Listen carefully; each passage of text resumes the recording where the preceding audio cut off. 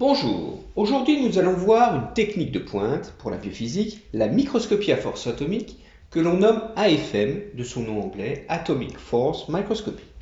Alors c'est un outil incroyablement puissant pour l'étude en biologie, depuis des cellules à l'échelle de 10 micromètres, mais aussi des biomolécules, et c'est là sa toute puissance de nous fournir des informations à l'échelle atomique.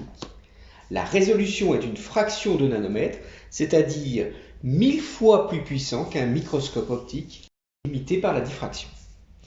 Alors, cela signifie que les biologistes peuvent utiliser l'AFM pour visualiser l'agencement des protéines, ici sous forme de corals, de couronnes, voir comment les sucres simples se condensent, ce sont les polysaccharides, ils forment des réseaux de filaments, ou encore les couches lipidiques, pouvoir observer la fusion dans les membranes biologiques, c'est-à-dire comprendre qu'une transition de phase, c'est une coexistence de domaines gelés qui ne bougent pas, et puis des domaines liquides qui, eux, diffusent.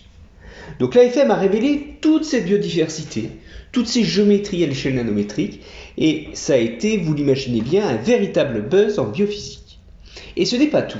L'AFM ne donne pas que des informations topographiques en 3 dimensions, c'est aussi une machine de force.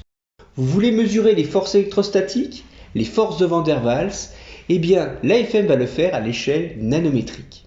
Et cela devient donc l'outil essentiel pour la biophysique, pour mesurer les interactions intermoléculaires entre les molécules, de comprendre les affinités, les énergies échangées entre les protéines.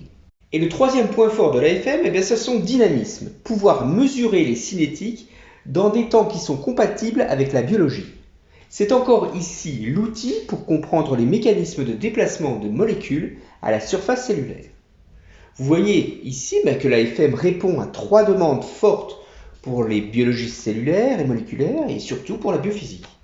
Mais pour qu'un appareil scientifique soit accepté sur le marché économique, il y a encore d'autres facteurs à respecter. Comment se positionne l'AFM par rapport aux techniques concurrentes?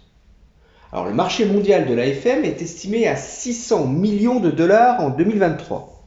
Alors, c'est à la fois beaucoup et peu. À notre échelle individuelle, vous pouvez trouver cette somme astronomique.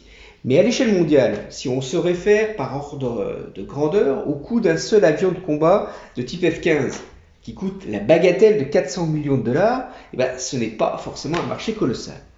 Donc l'important est ici de se comparer aux autres techniques de caractérisation. Alors, on pense tout de suite aux instruments concurrents, qui sont la microscopie optique et électronique. L'AFM apporte des informations sur la même plage spatiale que la microscopie électronique, mais aussi, pour une moindre mesure, à la microscopie optique. Mais la concurrence ne s'arrête pas là, elle est beaucoup plus large.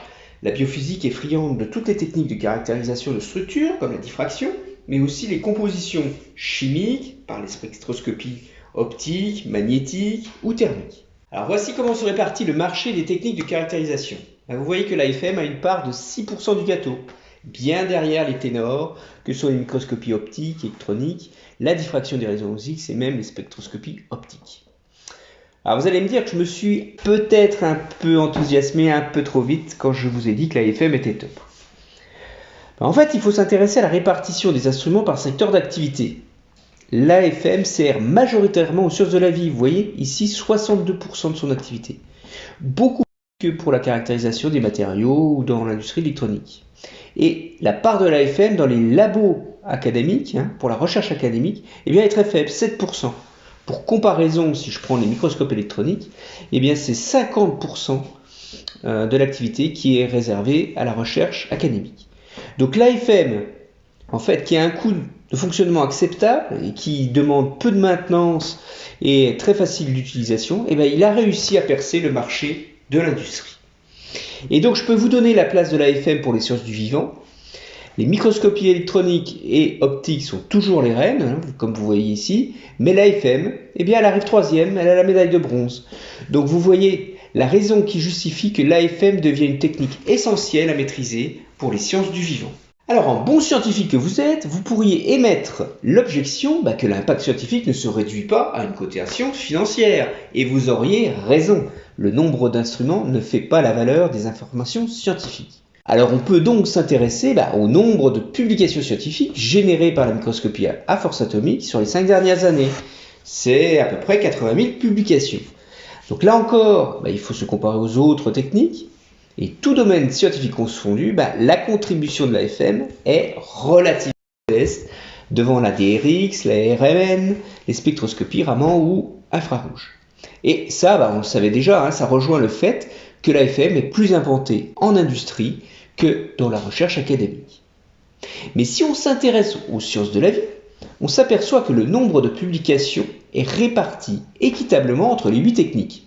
Alors la conclusion à tirer à ce niveau, c'est que toutes les techniques de caractérisation sont à considérer. Chacune de ces techniques amène ses propres informations, donc on ne peut pas parler de concurrence, mais c'est à ce niveau, mais c'est bien de la complémentarité. Donc une bonne formation pour chacune de ces techniques devient indispensable en biophysique.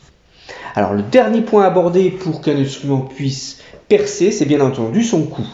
Alors il va dépendre, vous en doutez, de nombreux facteurs tels que les fonctionnalités, les modes de fonctionnement qu'on va voir par la suite, les accessoires, mais aussi des marques. Alors 50 000 €, ça sera pour les modèles avec l'ossature de base, qui sont souvent destinés au laboratoire de recherche. Il est possible d'avoir des AFM pour une dizaine de milliers d'euros, souvent cette fois-ci pour la formation académique, mais pour les microscopes destinés à l'industrie, la note est plus salée, ça peut monter jusqu'à 500 000 € pour des modèles complètement automatisés. Alors les leaders actuellement sur le marché de l'AFM, ce sont 2 sociétés, une américaine, la société Bruker, et puis une sud-coréenne, Park System, qui sont toutes les deux sont réputées pour donner les meilleurs accompagnements à leurs clients. Voilà, donc on a fait un petit peu le tour pour positionner le marché de l'AFM pour les sciences du vivant. Donc vous voyez que l'AFM a trouvé une place de choix dans ce monde nano et biologique. Et c'est pour cette raison qu'on va poursuivre dans les prochaines vidéos pour vous présenter un petit peu l'historique de ces avancées, technologies, le principe de fonctionnement de base et puis tous les modes de fonctionnement annexes. Vous verrez qu'ils sont nombreux avec leurs applications. Je vous remercie pour votre attention et je vous dis à bientôt.